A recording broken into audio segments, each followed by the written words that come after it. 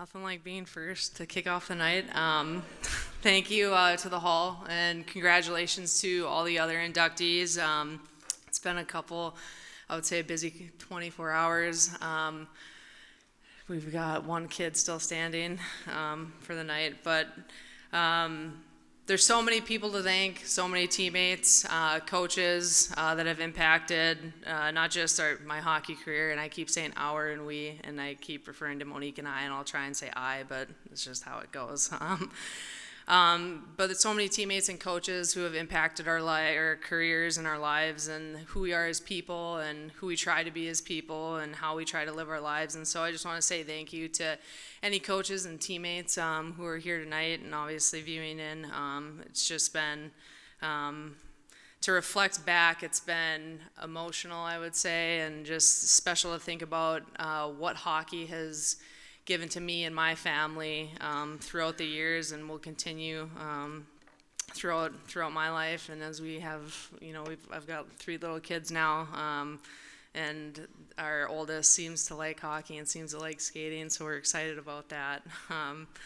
But I want to thank as many people as I can in 10 minutes, and I'll start in chronological order. So I want to thank everyone at Shattuck. Coach Stafford and Decker, you're here. Coach Stafford, I just have to say, it's all already been said. There's never been a coach who just understood Monique and I and our intensity and our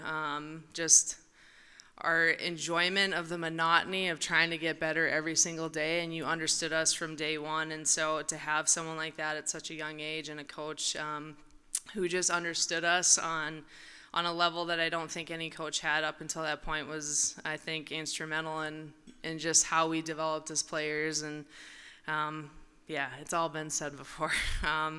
Decker, you came in when we were sophomores, you were a freshman, and we roomed together our junior year, I believe, and you would wake up early with us. And I think at some times, I'm sure you probably felt like you were tagging along, but we also felt like it was our responsibility to show you, like, this is what it means to work. And so Monique and I always had accountability with each other, but then you came in at a young age, and we both thought, like, hey, we have to show her, what it means to work. And so on days when maybe we would have hit the snooze alarm, like, you were there with us, so we couldn't hit snooze on you. So there's probably things that haven't been said, so I just want to say thank you for being impactful, even when you probably didn't even know it, for the two of us.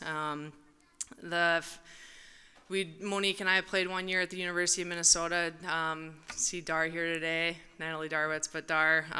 You were one of our coaches there, and we didn't spend our entire college career there, but it was still an impactful year in many ways, and you were one of the reasons. I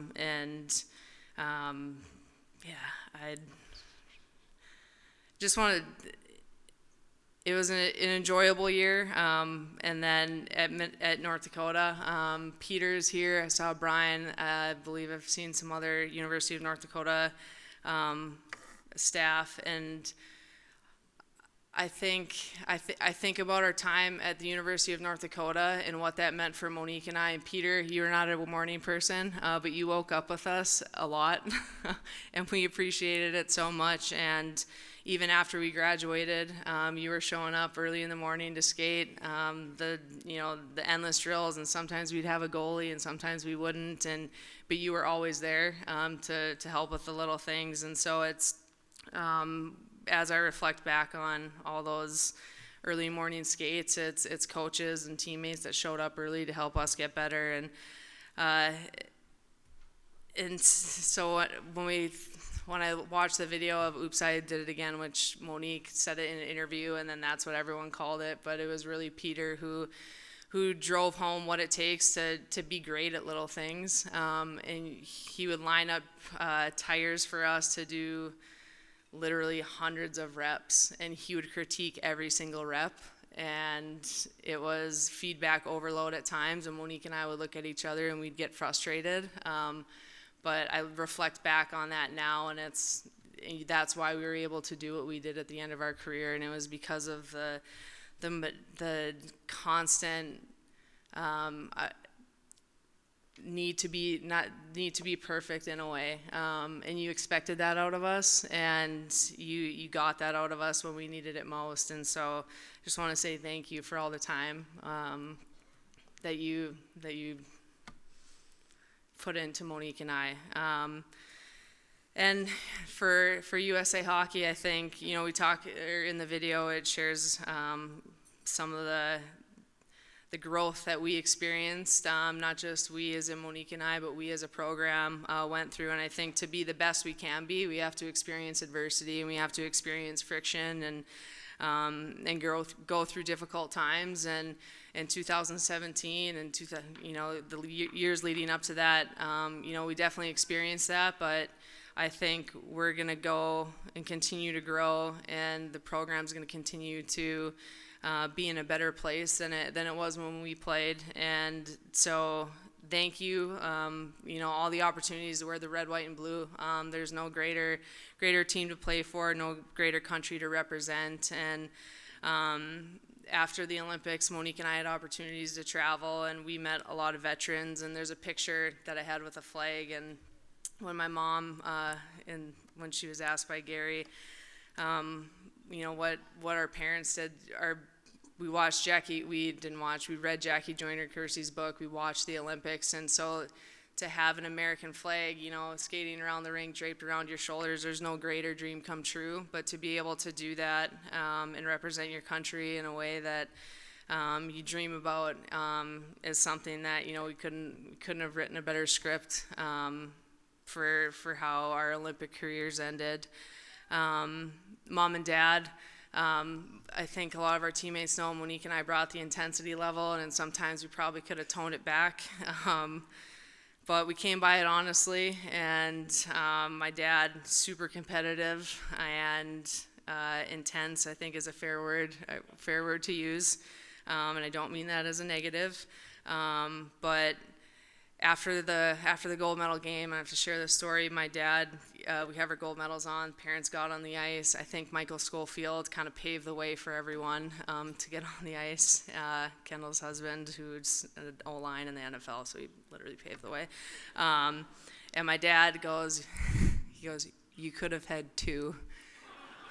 And what he means by that there was a one-timer or a rebound. I think Kelly Panic passed it, or it was a rebound, and it was a pretty open net, and I watched video back like a year later, and I definitely could have had two.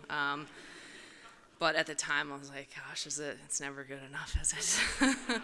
But I think about what that means in the sense of the constant, I think, feedback to be better. And even when we were, playing our best, there was always a need to be better, and what can we perfect and what can we be better at. And so even when we win and we win a gold medal, there was still something we could have been better at. And so I think that type of environment is really what fed Monique and I's day to day. And Mom, so I didn't know this, we had a couple teammates run the New York Marathon a couple weeks ago, and so then I was asking my mom, I was like, what was the time of your first marathon?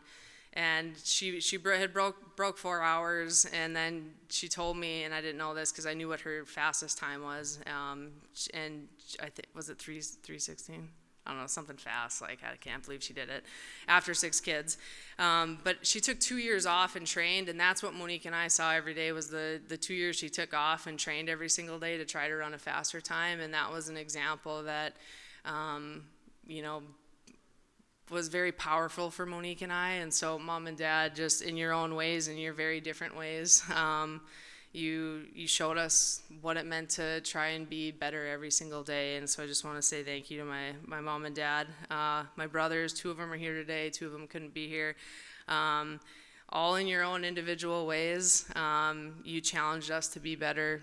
And Pierre Paul, you're here. I hear my son talking over there. It's distracting. Pierre Paul, the way you played, I I think, defined how tough we wanted to play. And Mario, your leadership and your tenacity around the net really shaped how we, wanted to be as offensive players. But then our brother Jacques could score goals, and he'd score ugly goals, he'd score goals. However, when he scored quite a few goals in college. And then our brother Phil, who was a goalie, and we would shoot on our brother, and basically we would, okay, this is what he's trying to do, so how are we going to try and score on him? And so all of our brothers in their own way really shaped who we were as players, but then the type of work that needed to go in every single day. And so thank you to Mario, Paul, you're here. Jacques and Phil couldn't be here. And then my family, Brent, you're busy with Nelson right now, so I don't even know if you're listening. Just thank you. Thank you just for the support throughout the years. And it's all been said, but I'll let him keep Nelson busy. And then lastly, Monique. I'm not trying to sound like Serena, but there's no Serena without Venus, that type of thing. We pushed each other every single day to be the best we could be, and we challenged each other when we needed to be. In a way, we picked each other up when no one else would know it, but the two of us. And so thank you for, it's what we do. We don't hug, we give each other high fives, and just the adversity that we went through. And we have teammates here that understand some of the stuff we went through leading into the gold medal game, leading into the Olympics, and without each other, we wouldn't be where we are. And so thank you, Monique, and thank you everyone for celebrating tonight, and congrats to all the other nominees.